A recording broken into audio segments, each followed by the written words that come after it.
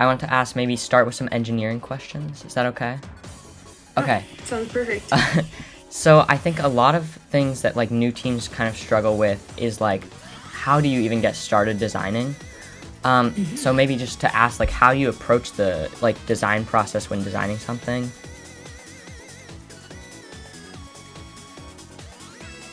Stuff about that? Yeah, of course.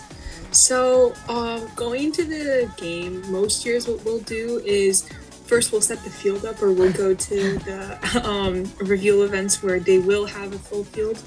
But our design process normally starts with the question, what would a human do? So many team members will get up on the field, interact with game elements, and try and figure out how they, as humans, would most efficiently like get the pieces. Like this year, getting the pieces out of the submersible and into the baskets or onto the rungs. So that's where we normally start. And then once we kind of figure out like a general process that we like, that seems the most efficient, we'll try and see how we can translate that into sort of mechanisms. So for center stage last year, our intake, which was the part that I mainly worked on, we knew that we wanted it to be super fast. So we thought that an active intake would be perfect for it. And so, well, we designed the spinners so that it would be able to swoop the pixels in as fast as possible and then have a smooth transfer to go straight into the box, and then so that the box would swing up and then deposit. And we also knew that we wanted the whole thing obviously to be as fast and as efficient as possible, which is where we got the idea for a through bot, so that we don't have to waste time to turn around the robot. So that's kind of usually how it starts. Okay, Liezl, do you want to ask a question? Yeah. How do you guys structure your team roles, and like what are some tips for teams like with like 10 plus members?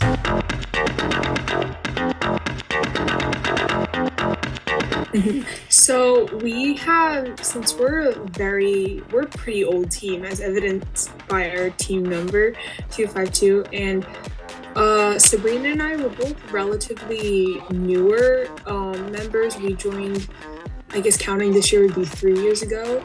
So before we joined the team, we have had a history of having not many members. So there was normally like the captains, and then most people would kind of just filter and trickle throughout, like fill in the spaces and stuff. But in recent years, we have been getting more into like structure, and we've had like a captain like electing system, and then we also will assign roles for each like design and build and outreach, and then have newer members filter under those categories and areas that they like or are passionate about, and then kind of works like a multi-team structure. Okay, it's just like very natural is what it sounds like. Yeah. Okay, that's awesome. Yeah. And then I guess just to like build on that, like how do you train those new members? Because I think that's kind of a big thing, is just making sure they have experience and like confidence in everything they're doing.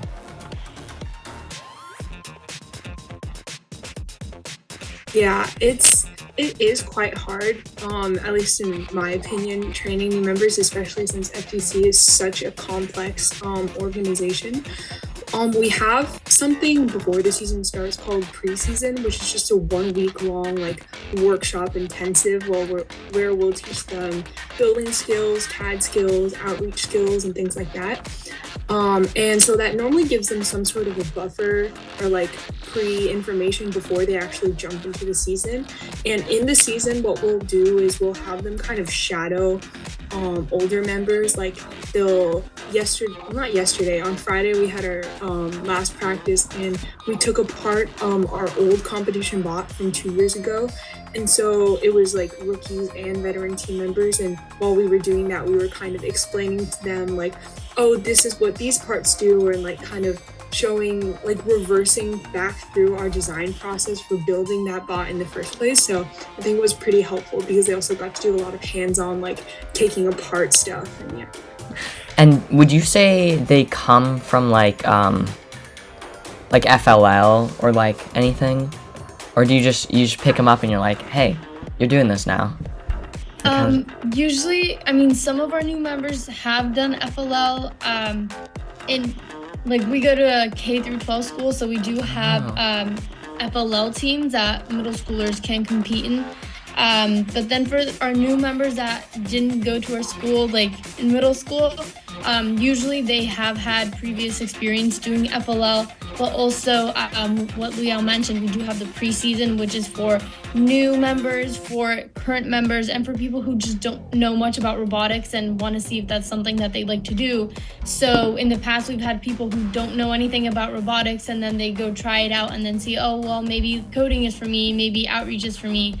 But yeah, I mean, usually the majority of them do have FLL experience, or at least some sort of like engineering, coding experience before joining. Okay. Yeah. Okay. I feel like I'm taking all the questions, but I'm sorry. Do you want me to say the next one? Yeah, sure. Okay. So, what advice would you give to other teams trying to make a meaningful impact for like outreach?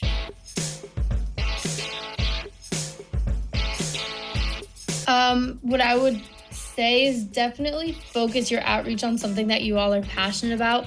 I would say our first year we did a lot of outreach events, but not everyone was super passionate about what we were doing. And then I feel like last year and this year, most of our outreach was towards things that we're interested in.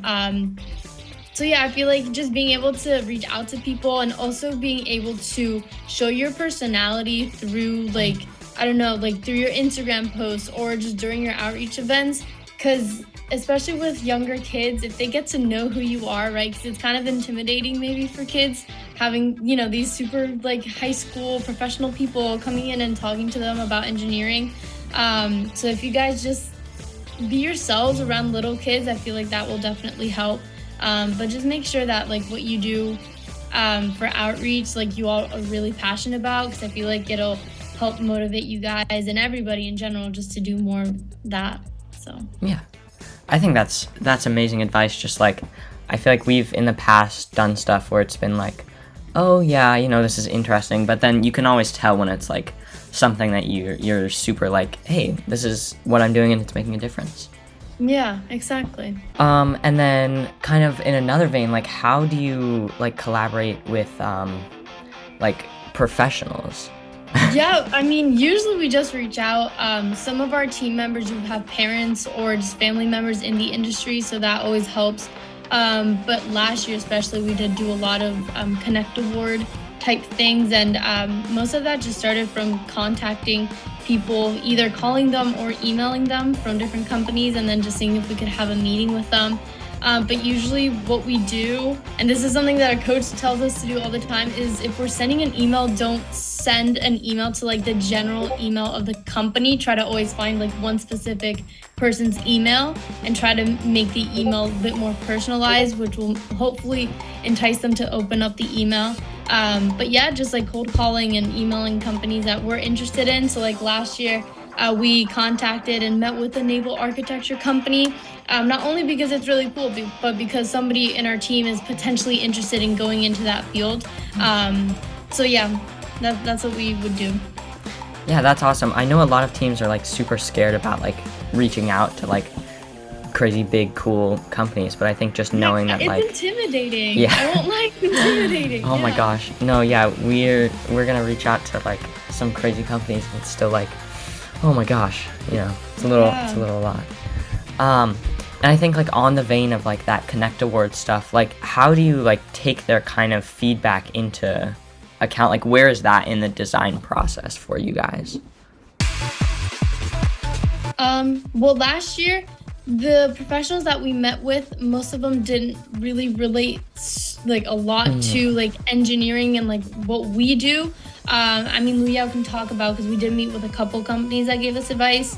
But I would say the majority of companies just talk to us about, you know, like giving us advice on just life in general and being a high schooler and trying to see what we're interested in. But Leo can talk a little bit more about that. Yeah, so we met with a company called Dassault, which, as you probably know, is also one of the company, I think, that produces SolidWorks, or the main company that makes SolidWorks. So we were lucky enough to be able to visit one of their local facilities And we also brought our robot, and there were actually many people, many workers there who were very interested in what we were doing and kind of our robot. And so they gave us advice mainly on our airplane launcher, because that was something that we wrestled around for a very long time.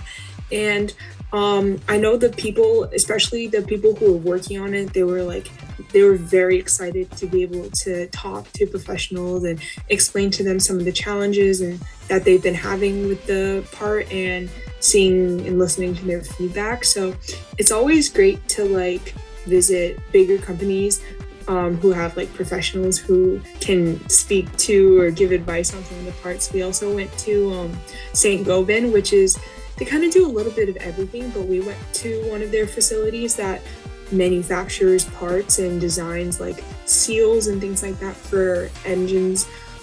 So there were many people there who were also able to meet our robot, meet us, and like give us some advice, ask questions and things like that. Yeah, that's super awesome, and it's also just like a chance to connect with like community. Okay, I think one final question before we'll just like open it up to anything you guys want to share. This is more of a personal question, but just like, what does kind of FIRST and robotics in general mean to like either of you or both?